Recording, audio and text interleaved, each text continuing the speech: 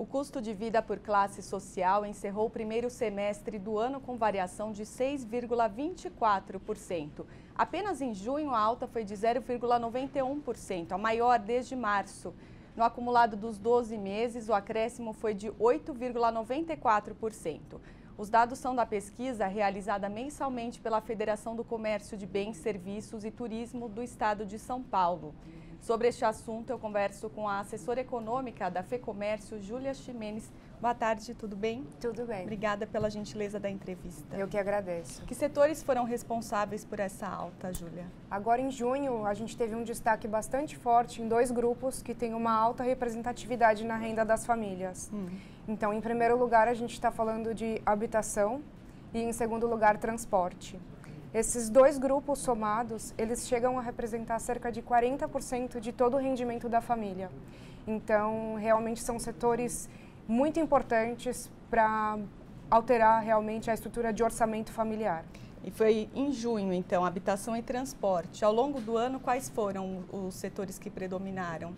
Desde janeiro, a gente não tem uma alteração muito grande nesse cenário, né? Então foram esses dois. Esses dois grupos ao longo do ano que exerceram as principais pressões, mas a gente também não pode desconsiderar o aumento dos alimentos, que acaba realmente impactando de forma significativa no orçamento das famílias e por questões sazonais costuma realmente acontecer nessa primeira metade do ano. Essa alta já era esperada, então? Especialmente nos grupos de habitação e transporte, sim, ela já era esperada, por conta justamente dos reajustes que aconteceram no decorrer do primeiro trimestre do ano. E como falei, os alimentos, sazonalmente, eles já têm essa trajetória de alta no primeiro semestre do ano, especialmente no primeiro trimestre. Então, infelizmente, a alta já era esperada, mas não na magnitude que a gente observou. Agora, quais classes que foram mais atingidas por essa alta?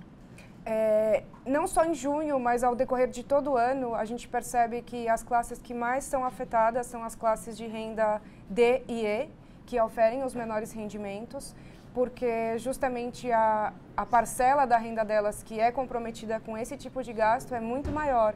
Então, o impacto acaba sendo maior para essa camada da população, ao passo que as classes de renda que oferem um rendimento maior, elas sentem um pouco menos. Então, as classes A e B foram as que menos sentiram, não só em junho, mas também ao longo de todo o ano. E a tendência até o final do ano é continuar assim, Júlia?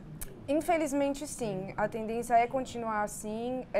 Existem muitas pressões incidentes sobre os produtos. Esse ano, diferentemente dos demais, a gente não enfrenta uma pressão de demanda, porque o desenvolvimento, a renda das pessoas está muito encurtada, então a gente tem pressão de custo. A gente fala de energia elétrica, a gente fala de custo de transporte e a gente também fala de custo de abastecimento de água. Então, basicamente, são estruturas de custo que estão pressionando o preço das mercadorias para o consumidor. E aí, como é que o comércio deve lidar com isso? O comércio e os consumidores, quais são as dicas para eles? Certo. Acho que num primeiro momento, os consumidores eles precisam priorizar os gastos essenciais e tentar fazer pequenas substituições para não alterar tanto a sua estrutura de consumo, nem tanto os seus hábitos também. No caso do comércio, é uma situação um pouco mais delicada, porque... Então, o comércio está sentindo bem isso daí, né? Ele está sentindo bem, a gente não só vê uma queda no faturamento dos principais setores do varejo, especialmente os setores de bens duráveis, que realmente precisam de uma parcela de renda maior para ser consumido.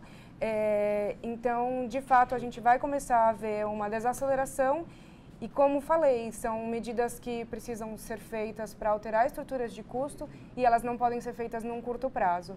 Então, a gente vai ter um segundo semestre de bastante cautela para praticamente todo o setor produtivo e os principais atores desse sistema econômico que a gente vive hoje. Vocês conseguem enxergar um momento que isso começa a melhorar ou ainda não é possível dizer? Ainda não é possível dizer, realmente, porque a gente não sabe qual vai ser a trajetória de alta dos preços e a gente começa a ter agora, nesse período de inverno, uma pressão um pouco mais alta no preço dos alimentos, que tem também uma parcela de representatividade forte na renda dos consumidores. Júlia, muito obrigada pela entrevista, uma boa tarde para você. Eu que agradeço.